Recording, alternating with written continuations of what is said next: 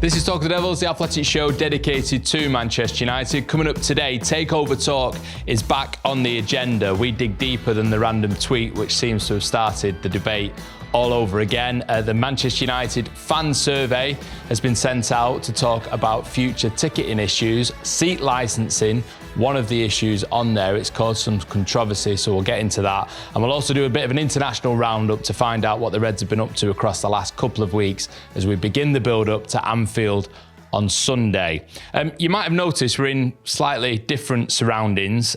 It's not Takeover Talk in the boardroom, I can promise you. We're in a hotel in Dublin. Andy, Carl and Laurie all here, looking remarkably fresh-faced as well after our first night on tour in Belfast last night. It was a good night, wasn't it? Yeah. The Limelight, we sold the venue out, and we did that, and we got up very early this morning, took the train down here to Dublin, and then we're carrying on. We're in Cork after here, but I enjoyed it. I don't think it's for us to critique it. I think the people who paid the hard-earns to come and see us, should tell us. How did you perform, Andy? Well, we're in a boardroom, and actually I've got to tell you, you're fired. I enjoyed it. I hope the people did as well. It's good to see a lot of people there. Yeah, Laurie, any sleep in the end? Did you get on the train? I saw you. I got a great picture. I might share it on social. Yeah, mouth okay, open. Thanks for that. You know. Cheers, brilliant. Yeah, listen, you've got to take sleep where you can get it. I had two very close friends of mine come across to watch the show from Manchester, so I thought I had to have a couple of Guinnesses with them after the show, obviously. This is a poor repping, isn't it? Yeah, I know. Are you going to touch that? Glass of water. It looks like it's been there a while as well. But. Yeah, decent there, Carl. Listen to the vocal cords. Very good. Quite parched.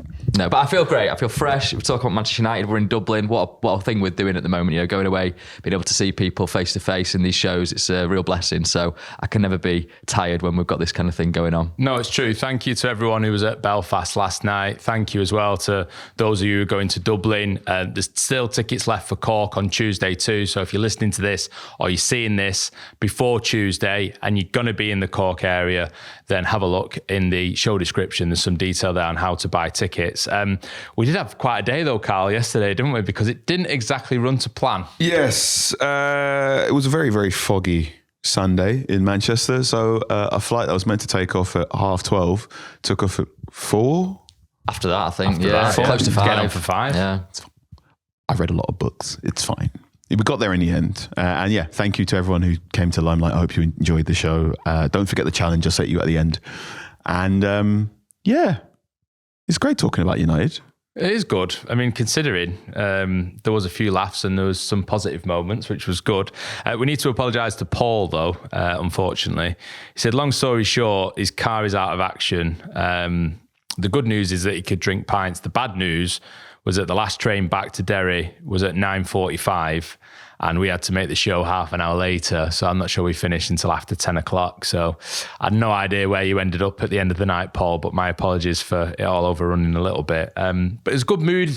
It was good to get that sort of sense check of how people are feeling about Ruben Amorim, about the club at the moment, about Liverpool at the weekend. It is important, I think, to get that sense of what people are feeling in different places. I think real life is miles better than social media. I think there's often interactions on social media. It's just full of anger. And when you speak to people, there's a lot of concerned Manchester United fans right now about the coach, about the team, and that's absolutely fine. But you can just have adult conversations. You can put things into context. You can maybe explain things that are happening which they might not know about in the live shows. And time to do it because no games. Well, partly because United are not in Europe, but partly because it's the international break as well. Yeah. Let's get into it then. Takeover talk. We didn't really expect this to be something that simmered during the international break. We didn't expect last week to be all about Sir Jim Ratcliffe's latest interview either. But this is certainly more random how it's become part of the conversation again, isn't it? Who is Turkey El Sheikh? Because it's not a name that I've heard before, to be honest. Well, yeah, I'll probably say Turkey Al Sheikh. I don't know if you've gone El Beetle there with the pronunciation a little bit. Listen, it's you've not had enough sleep yourself, maybe, Ian. Let's say that.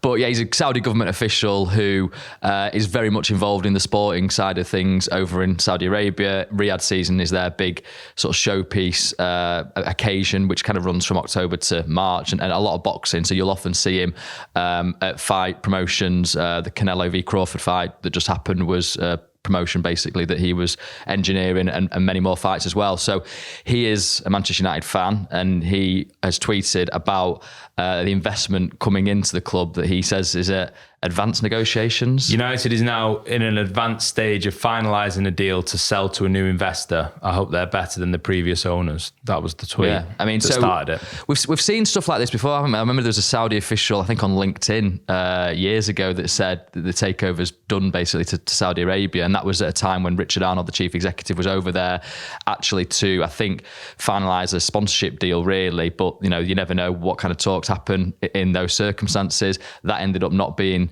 true, but I think Turkey Al Sheikh does have more credibility in this kind of sphere because he's making these fights happen, in boxing certainly. So if he puts something out there like that, there's some reason to it, I would say. But that being said, I've got no information to that degree as to, I think United were taken aback by it, And that being said, then the nuance of this, I suppose, is that you've obviously got a relationship between Sir Jim Ratcliffe and the Glazer family, which is an unusual construct right now in terms of them actually being majority owners. Sir Jim running the club, though, in all aspects. But how long will that continue to be the case? And we can get on to drag along rights soon. But yeah. I think so. So in that circumstance, the Glazers, for example, theoretically could be having talks themselves about their own shares that United and Ratcliffe wouldn't necessarily know about. So I'm not saying that's happened. I don't have any information to that. All we've got is the post from Turkey Al Sheikh, and he clarified it. He did clarify after some pressure, Laurie, I understand. I mean, did I have anything? No, I didn't have anything to play here, but he does follow me on Twitter, so he's obviously a big United fan. He actually follows quite a few athletic writers, I did notice, so he wants to keep abreast of what's going on, and he knows where to get his information from. So yeah, I slid him a DM, asked him if he would like to clarify anything about his statement. He didn't, but he did then go public. And what did he say? Have you got the tweet there exactly? No. Okay, thank you. He basically said, I'm not involved, but I've heard suggestions to that extent, and I kind of back up what I said in the first tweet. So interesting. Let's see what comes of it. I think the other additional point maybe to say in all this is United, as we've touched on a previous episode of the podcast, are looking at doing, potential friendly in Saudi Arabia when they're not playing in Europe this season, the midweek kind of friendlies to raise money, which you'd imagine would be fairly lucrative. And, Riyadh season being a part of that umbrella perhaps. So, has Turkey Al Sheikh been involved in those discussions? Again, I don't know, but that's another wrinkle. And obviously I asked Ruben Amrin about that and he said, yeah, we will do it. One of those where you're sort of worried a little bit. You're asking him a question about a story that you've done and you could get shot down here and it could be sort of blow up in your face. But actually he totally went for it and said, yeah, we need to do it, and I asked him about the training schedule as well and how that was supposed to be all the better because you have 3 midweeks. And he's saying, well, yeah, but we've got to also look at the financial side of the game. So yeah, it wasn't Saudi specifically that he confirmed, was it? It was just the idea of mid-season friendlies, which in itself is, an interesting development, certainly. What do you make of all this? I don't have any evidence of the investment, and I'm a little bit skeptical because I've seen people before say stuff that doesn't end up being true, and then they get caught out. Whoa, I was only sort of saying what I've heard, and they realise that there's a level of scrutiny to this that they've got to back up what they've said. You think he would be aware of that, though? Yeah, you would. Turkey Al Sheikh, considering his position, considering his social media following. I mean, he knows what impact that tweet is going to make. I would have thought Rio Ferdinand would have been aware when he said that the deal's about to go through and Manchester United are going to be taken over by Qatari, which was completely baseless. Sometimes people make mistakes, and I think Laurie gave a good summation of where we're at. From Manchester United's perspective, they've got absolutely no idea of this, but the Glazers are hardly going to be ringing round journalists, are they, to say, What it is, lads. Not based on the evidence of recent years, no. There is an explainer on The Athletic about the current setup with the ownership structure at Manchester United, because like Laurie said before, it is an unusual agreement that seems to be in place at the moment. And remember, Jim Ratcliffe, the Ineos group, actually only own just under 29%, although there is this now sporting control of the club, which seems to have gone beyond sport. It seems to be an overall control of the day-to-day running of the club in many ways. No matter what, this current status doesn't feel like it's going to be the long-term setup for United, does it? I think just the conversation that we're having speaks to the continued frustration at the Glazer family from the Manchester United fan base. We were asking why is this caused so much of a stir? And well, Turkey Al-Sheikh works in the boxing industry, and we all know the boxing industry is saying the fight's going to happen, and then you figure out the rest of the details afterwards, don't you? That is true. That is true. Manifest it. Because you're trying to drum up interest. And I think this, not to say this is an exact scenario there, but just the conversation we're having once again speaks to, I mean, just in Belfast yesterday, we had 2 or 3 fans go, do you think the Glazers are going to sell? There's still this conversation. When are the Glazers going to sell? Do you think the Glazers are going to sell? Is there any way Sir Jim Ratcliffe can invest more money into Manchester United? Because there's just a very keen, raw understanding that for Manchester United to get better, the Glazers' influence over the club will need to be decreased. So, look, several years ago, we were all sat here wondering what was going to happen next, and then all of a sudden a minority investment idea was on the table that few of us saw coming. So maybe something else can manifest, and we'll see what happens next. It brings into focus drag-along rights again. Come on. I said that the ownership structure is complicated. This particular aspect of the agreement between Ineos and the Glazers is probably the most complex, but actually at this point now in this conversation, almost the most important detail, really. Yeah, because it's just, I think it happens in business all the time. What are they? Explain. I should have asked you that from the outset. What are drag-along rights? Well, listen, I'll try and, good luck. Don my Alan Sugar. We are in the boardroom here, and hopefully I can actually explain this correctly. But so the drag-along rights in this aspect are a facility for the Glazers to basically force Ratcliffe to sell his stake in the club. Now, at the moment, so they had an 18-month period of sort of grace, I suppose, or exclusivity, where that couldn't happen. That 18 months is now past. So you're at this point now where the Glazers theoretically could sell the whole club to somebody else, and Ratcliffe wouldn't be able to stop it. The only thing is that the share price at the moment, up until February 2027, has to be $33 per share or more, which is what Ratcliffe bought his shares for. So he gets his money back, basically, so he doesn't lose money. Now, past that point, the Glazers could actually sell the whole club for less than that price. There's no sort of bar there. So it's kind of interesting when you speak to people about this in terms of what does that actually mean then? Because some people will say, well, it's now in the Glazers' interest at this moment before February to get a new deal in place for somebody else, because then that gives competitive tension and they get a higher price for their shares ultimately.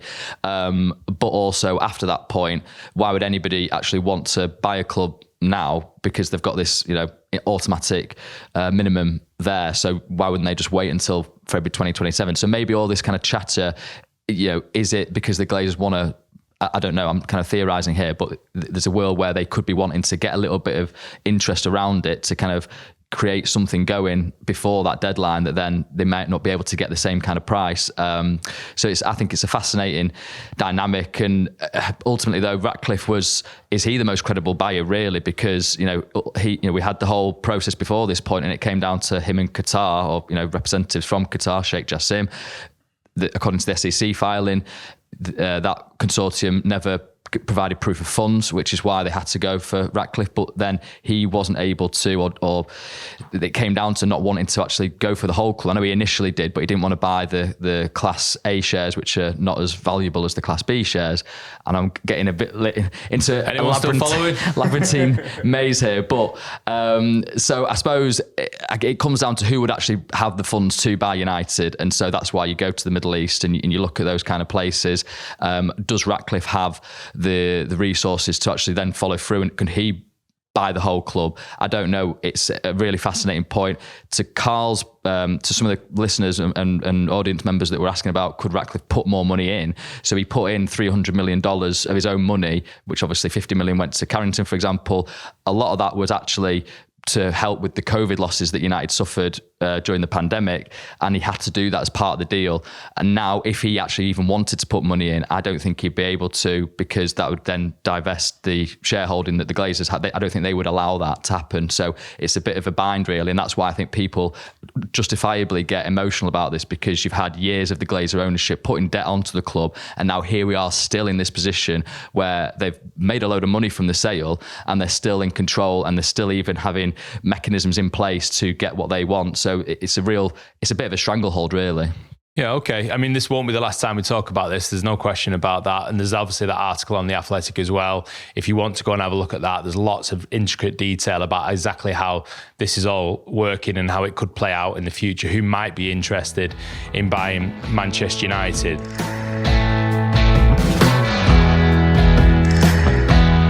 Another issue that's caused quite a stir, Andy, you had the exclusive on this on The Athletic, is Manchester United issuing a fan survey about future ticketing issues. And as part of that, raising the prospect of seat licensing for the new stadium. Similar really to asking Laurie about explaining, different aspects of the first part of the conversation. With this, what is seat licensing and why has it caused such a stir? So United have sent a latest survey out. It isn't the first one. It's by far the most in-depth survey. United's preference is for a new stadium. So they've done surveys and they think that most fans are behind that. I think it's fair to say a lot of fans absolutely don't want that as well. Now, a new stadium needs to be funded. So United hope that there will be government support and funding for the areas around the stadium, the leisure, the housing, the infrastructure, the transport. But the actual stadium itself, Manchester United, will have to fund that. And it's going to cost 2-3 billion. And United are trying to build a commercial case, because United don't have that money, to go to the markets, to the people who've got the type of money, the international pension funds, and say, we have got X number of fans. They are all prepared to pay this to watch Manchester United. This is evidence using a respected survey company. I think they're called Legends.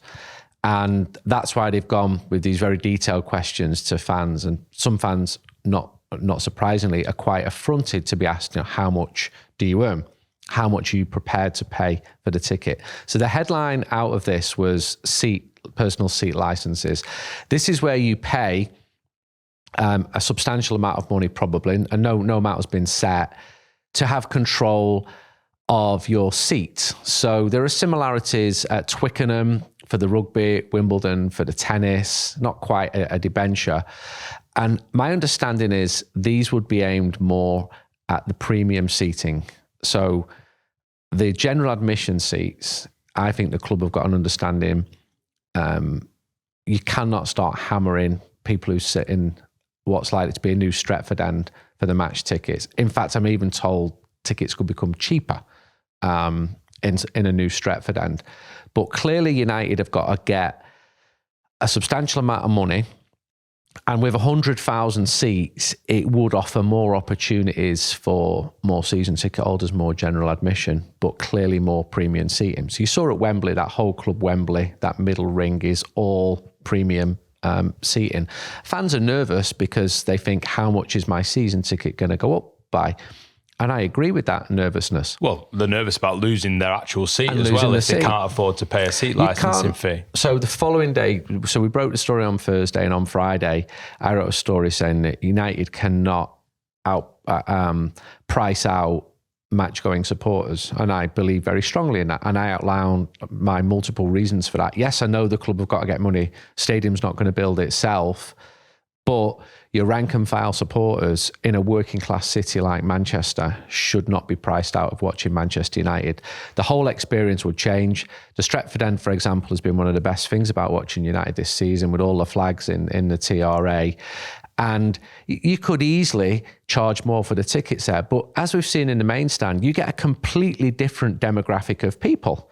So you saw, for example, that supporter asking for a selfie with Avram Glazer, I think, recently. That was a new type of supporter paying a premium to sit in those seats. There's not a chance some of the people who were sitting in there would have asked for a selfie with Avram Glazer.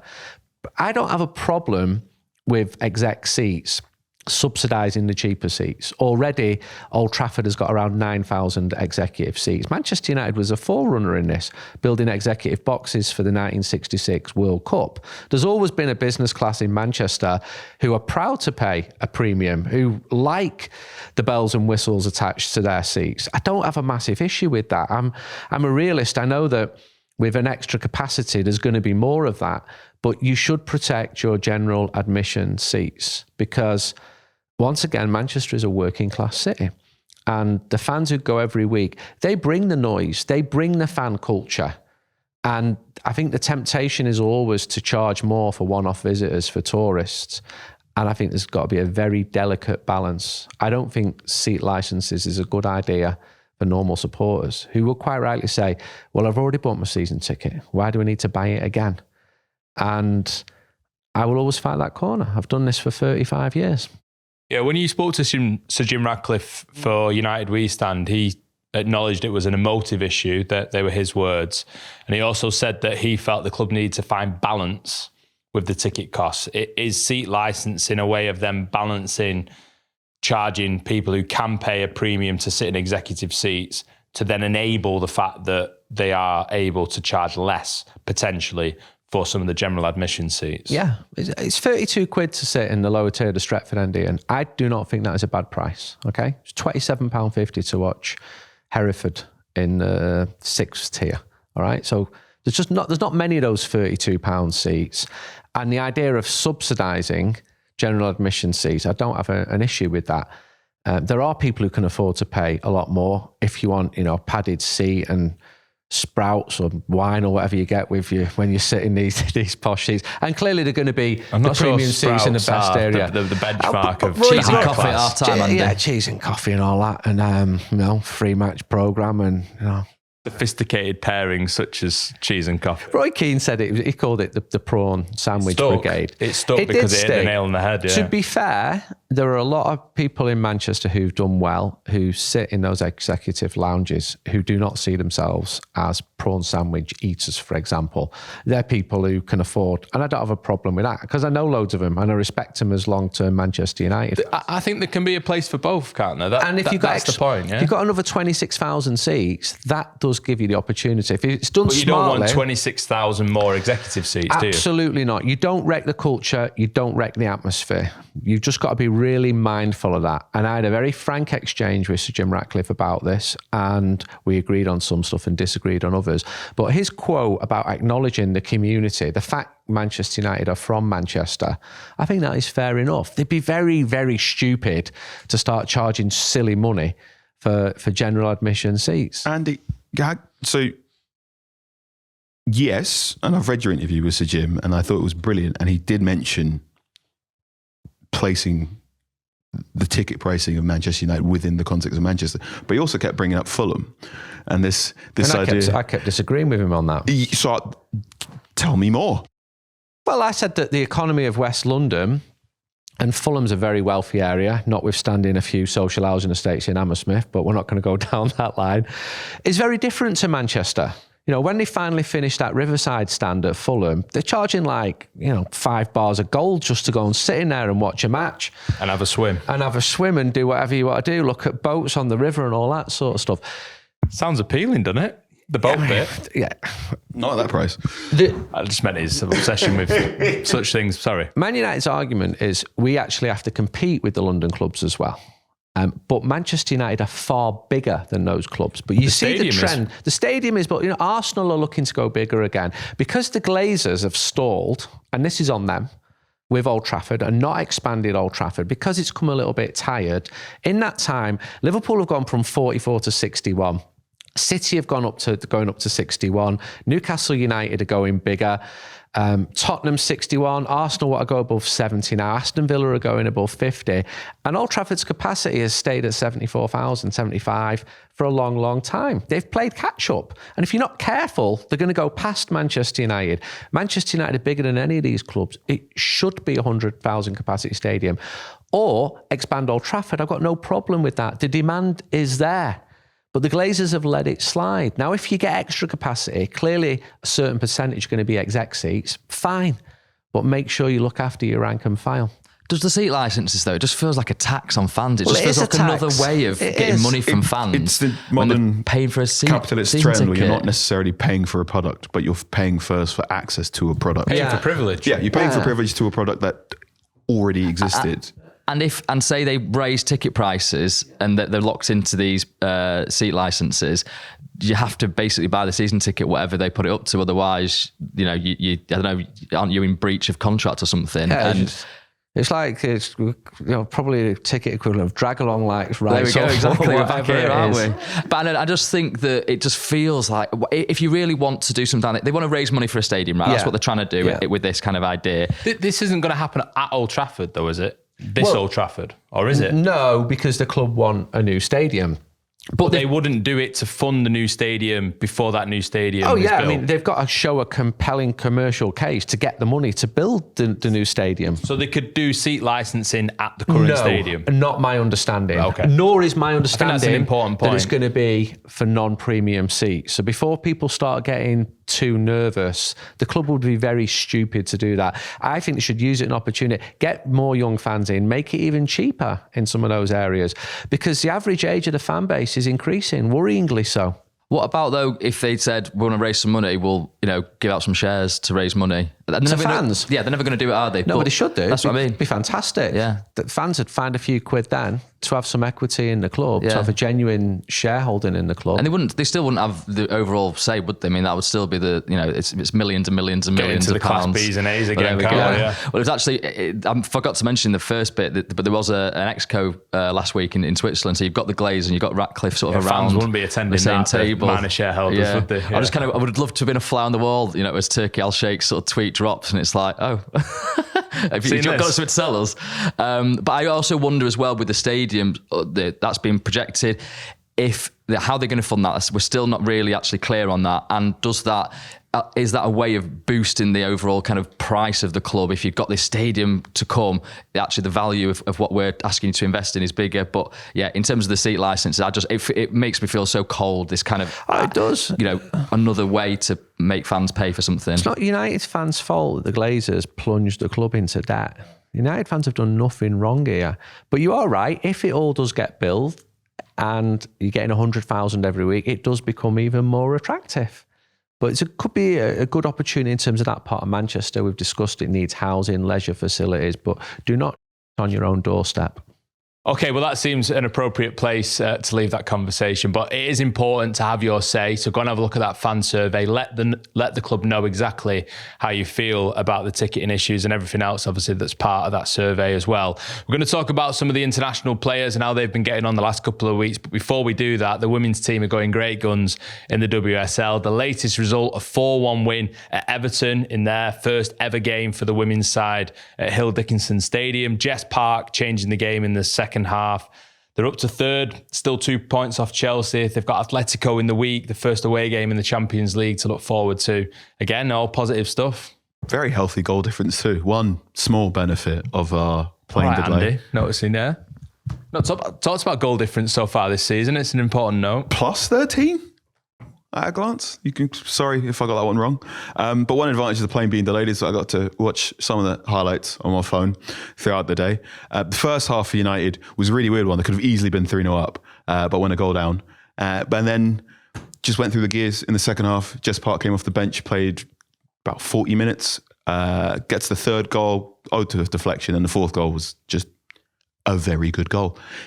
She's tremendous. I was a bit confused at the deal that wasn't quite a swap deal, but saw Grace Clinton go to Manchester City and Jess Park come over from City to United. But she's been fantastic. Just there was loads of questions before, as the deal got made as to how she'd play Ella Toon, because they're both kind of number 10s, but she's been playing, when she does play next to Alatoon, she plays out wide, and it's just really, really good dovetailing, cutting inside. And there are times where she can just take over completely and play as number 10. There was a great bit in the post-match press conference where the Everton manager went, Jess Park being on the bench completely blew a hole through their plans, because they did the whole week expecting her to start.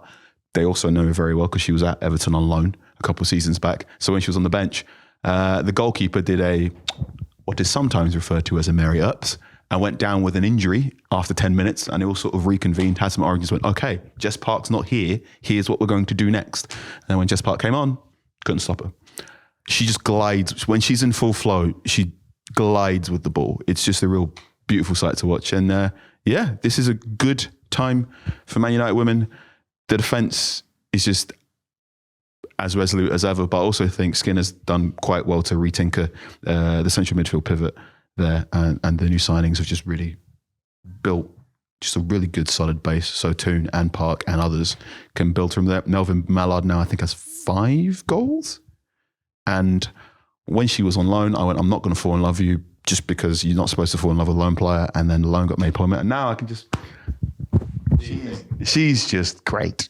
They're doing fantastically well. They're up against far better resourced rivals, and they're blitzing them. They're doing brilliantly. And I think there's a really good buzz about it. And I speak to people who go all of the time. Going away to Everton, absolutely smashing Everton in front of 15,000. Maybe it's because I'd love this to be happening with the men's team, but they absolutely deserve away games the at credit. Atletico would be nice with the men's team, wouldn't they, again? An away Rhythm game as a at dancer Atletico. echoing around the Wanda Metropolitano was a great memory of a few years ago. Yeah, it was. A great memory of a very weird first half. Yeah. I mean, just winning an away game for the men's team would be a start, but they deserve all the credit. And the season is very young, but they're going against the best teams. Arsenal are European champions. It was a draw at the start of the season. And I just think, follow the money in football, and United are holding their own against teams with twice the wage bill. And that is a massive achievement. Okay, good luck to the girls and the team on Thursday in the Champions League away at Atletico.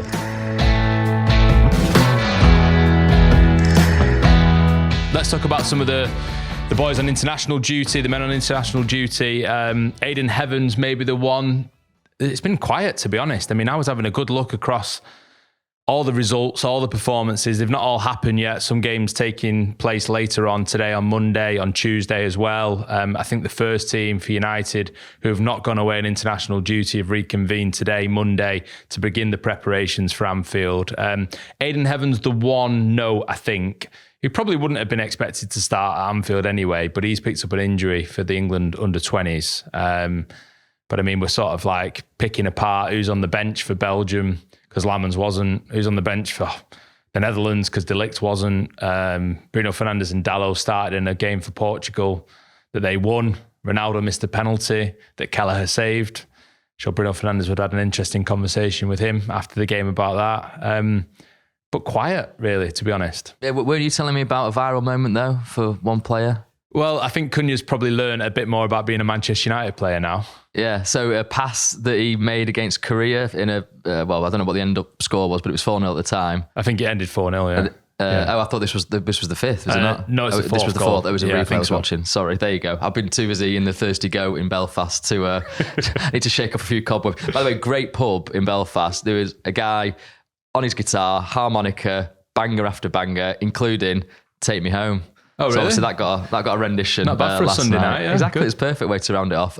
Anyway, back to your question or your topic of conversation. Sure. It's a pass that he puts through. It's a corner for South Korea, and he kind of gets the ball on the edge of the box and sort of turns it round and puts Vinicius through.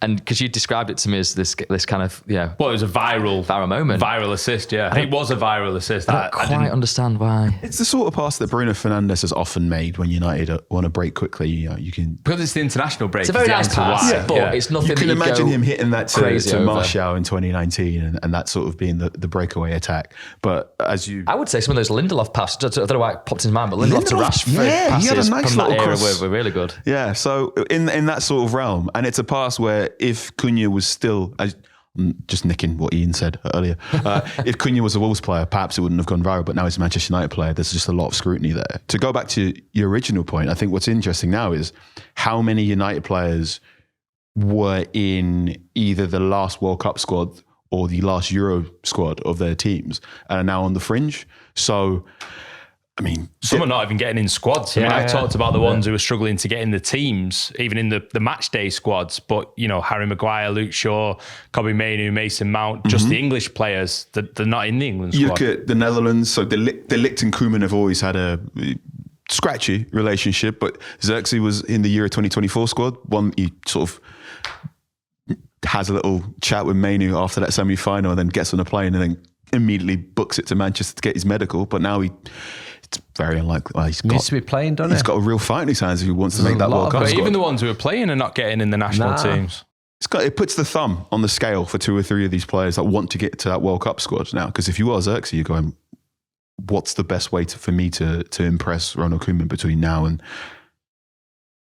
There were some other things that happened. Manchester lad Zidane Iqbal got the winner for Iraq against Indonesia, managed by Patrick Kluivert with Jordi Cruyff as the technical director. And if they beat Saudi Arabia on Wednesday, they got to a first World Cup since 1986. What else? Ash Westwood, Manchester lad, manager of Hong Kong, beat Bangladesh, belting result. I realise these won't be global headlines.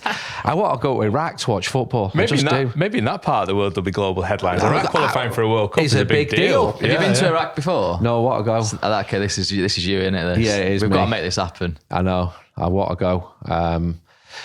But brilliant, no? For a young kid from Manchester. Definitely. Coming off at half time, and it's a top goal as well. So, yeah. It's been a good break for Rasmus Højlund as well. I mean, Chris McKenna, new part of the team. Welcome, Chris. I know you're a listener of us as well. Wrote about some of the players who left in the summer, about how they're doing. And we won't go through all of them because some of them have left and it's almost inconsequential how they're doing in a way, although people are using any success if they win a throw-in to show that Manchester United shouldn't have sold them. So when someone used Sabitzer winning a Man of the Match award after a Dortmund Champions League game, I was like, come on. Yeah. It was a 6th month loan. And he was actually quite good for United in that loan period, wasn't he? It was just injured. Yeah. I mean, Rasmus Højlund is doing well.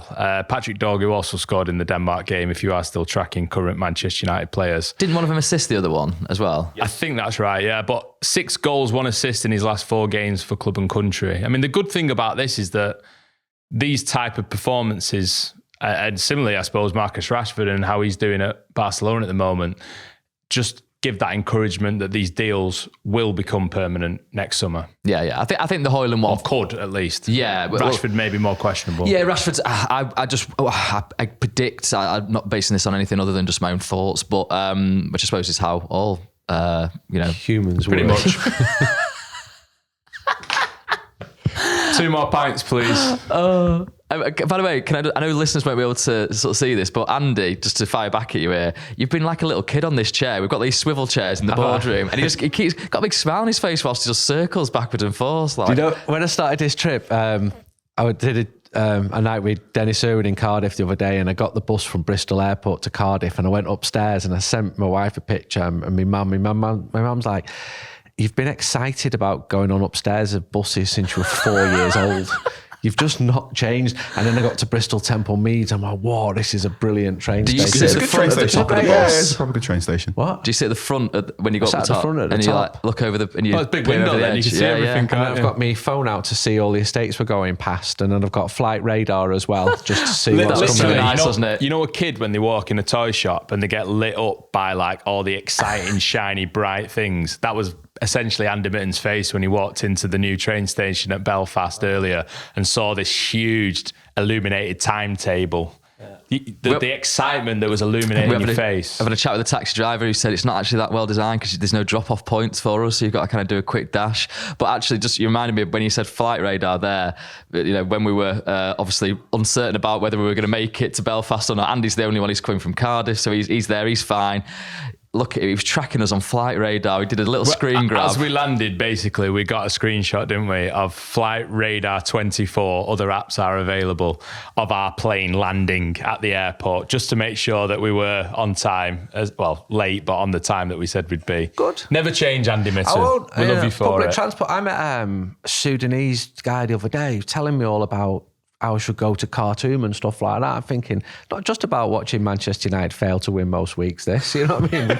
We do get to Other see. activities are available, yeah. So Iraq and Sudan. Yeah. 2 new places He for said you. to go to Khartoum in Sudan, a bit dangerous. You've got to go into Port Sudan and pay bribes to get across. I reckon I could go That to sounds Kuwait an athletic City feature in the making, and that. cross the border into Basra, where the Iraq national team play in an absolutely brilliant stadium. Anyway, how have we got on this? That You're time, just- I remember where we were. The initial question was, about the good performances of Rasmus Højlund and others, and how that might be useful to get the permanent transfer deals done. Laurie then said, he thinks the Højlund deal might happen, but then according to his own thoughts, the Marcus Rashford one to Barcelona is less likely. I didn't actually finish quite, but you are right. That's dot. where I love how we've just had a season recap. Carl's just done like as if we've been away for a It's season. like the next episode, Yeah, yeah. isn't it? Don't skip it. We need to know where we are. Previously, on Marcus Talking is the playing Devils. very well for Barcelona. He's doing well. I think they'll wait though, will they? They've got the Yeah. option. I don't think there's any hurry to actually definitely activate it. Whereas Napoli, they've got the obligation. If they qualify for the Champions League, it's going to happen. And that seems to be going really, really well. He seems to have already struck up a very good partnership with Kevin De Bruyne. So he's getting the ball into space just a lot more. And again, I completely misdiagnosed his relationship with Scott McTominay. Those two seem to be getting on swimmingly for Napoli as well. The Rashford situation, I think the Barca situation, everyone should keep an eye on the fact that Lewandowski's contract situation and the fact that Barcelona will probably be in the market for a striker next summer after the World Cup, and that will probably have a knock-on effect with anything that happens to Marcus Rashford. Previously with Barcelona, we've seen 2 or 3 players arrive on loan deals or arrive on frees, also on like wage deductions or reduced wages. And while they've played well or performed admirably, Barcelona in the summer have gone, cheers for that, good rental, and then turned around and done something else. So far too early to say anything about Marcus He's Rashford doing becoming well. a Barcelona player next He season. would be relatively cheap That's to right. buy. If he continues at this frequency of actions, it'd be an absolute bargain for Barcelona. Yeah. And you got to watch whether they actually get into the new stadium. Then the finances would look slightly different. 3 goals, 5 assists in first 10 games, and that includes, I think, the first 3 matches where he didn't shine quite as brightly. But yeah, it's probably a good place to It's leave the it. thing I think. with all the loan players, it's whether you like them or you want them absolutely shot. It's good that it's good when they're playing and they're playing well, because it either means they're going to hopefully get a deal with their parent club, which I think a lot of these deals they've been well placed, or they can create a market for other clubs at the end, after a World Cup summer, where you go, oh, this person's got 10 goals or however many passes. I think now Malacia will be an interesting situation as we head into January as well, because if not for injury and or wages, I'd imagine United would have got him out of the rest of the Manchester 5 too. I went to see Højlund with the understanding that I'd speak to him after the game when Napoli won, and you'd expect them to win because they're the champions. So he was going to meet me in the mix zone, and they lost. So I didn't speak a word to him. Oh, well, it's another excuse to go to Naples.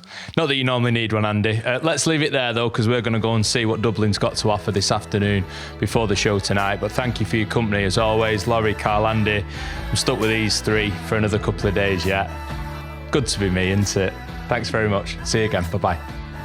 Thanks for watching this episode of Talk of the Devils. Don't forget to hit subscribe if you've not done already. Like the video and also get involved in the comments too. And click the bell to make sure that you never miss an episode with myself, Andy Mitten, Carl Anka and Laurie Whitwell. There's also our social channels at TOT Devils on Instagram, X and TikTok. Thanks for watching.